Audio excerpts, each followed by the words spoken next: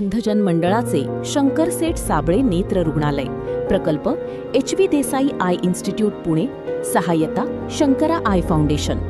आपल्या डोळ्यांची योग्य काळजी घेण्यासाठी आता सोलापूरमध्ये एक विश्वासार्ह अत्याधुनिक सुविधा देणारे शहर व जिल्ह्यातील सर्वात मोठे नेत्र रुग्णालय उपलब्ध आहे.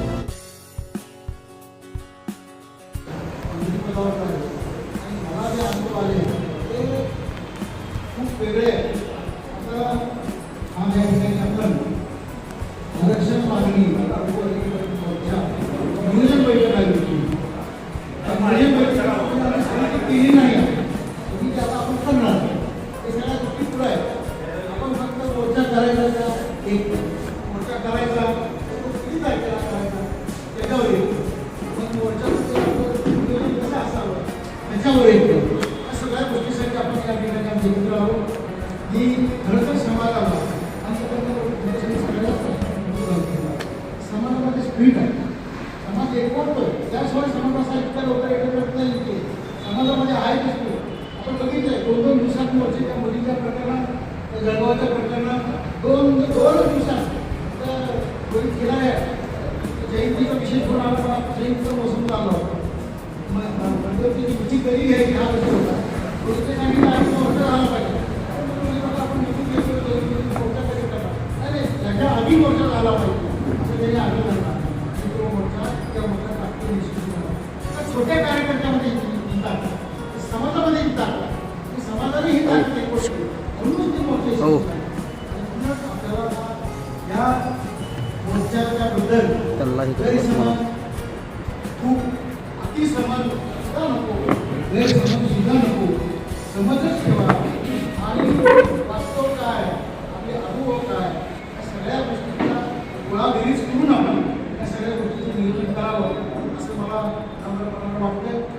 मी गेली 15 वर्ष सार्वजनिक जीवनात आहे. आधी समाज करणार होतो. आलेले अनुभव तुम्ही सांगितले तुम्हाला, आता ती जात करून जोडत त्या विषयात जायचं नाही. आता मुळात 8% आरक्षणाची मागणी केली. किती टक्के मिळतं हे सुद्धा मला सुद्धा माहीत होतं अभ्यास करून. कारण आरक्षणाची विभागणी हा विशेष आपल्यासमोर राहिला आणि मग त्यानंतर मी मंत्रिपदाच्या गोष्टी बसलो. पहिल्या दिवशी त्या दिवशी डॉक्टर विलास शिंदे होते, असे आपले शेकडो कार्यकर्ते शासकीय पदावरते, त्यांना घेऊन मंत्रालयात बैठक घेतली आणि त्या बैठकीमध्ये लावत असताना प्रमुख असताना शासकीय नाही अण्णा भाऊंची प्रतिमा, या प्रतिमा पहिल्यांदा लावून त्यांना 2 विचारले. ते धाडस केलं, कोणी विचारलं नाही, कोणी रोखत नाही काय, पण आपण धाडस प्रवाहाच्या वेळेला ठरवलं. त्या बैठकीमध्ये 8% आरक्षण कुठल्याही परिस्थितीमध्ये आपण घेणारच. माझा विश्वास एकाच माणसावर होता, त्यांच्याकडे आपण सगळ्यात पाहून होतं म्हणून वर्षभर फिरलो मी त्या खात्याची कामं खाती होती. खात्याची कार्यक्रम करत असताना मोर्चाचा कार्यक्रम राबवला. असा आपल्या आता मोर्चा सोलापूरला होता खेळावा, परंतु त्या खेळाला 6 महिने आलं. मग त्या ठिकाणी 8% आरक्षणाची मागणी त्यांनी सुरू आली होती. म्हणून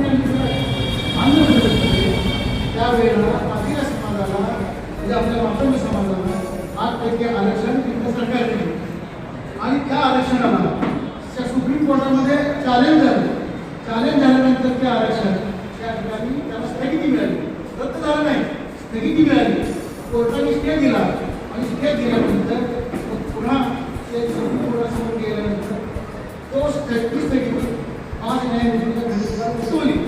निर्णय झाला तेव्हा सुद्धा त्यानंतर पुन्हा स्थगितीही 5 न्यायमूर्तीच्या खंडपीठाने दिली आणि स्थगिती उठवणारही 5. ताज्या बातम्यांसह ठळक घडामोडी पाहण्यासाठी आजच DD दर्पण न्यूजला लाईक करा, शेअर करा व सबस्क्राईब करायला विसरू नका.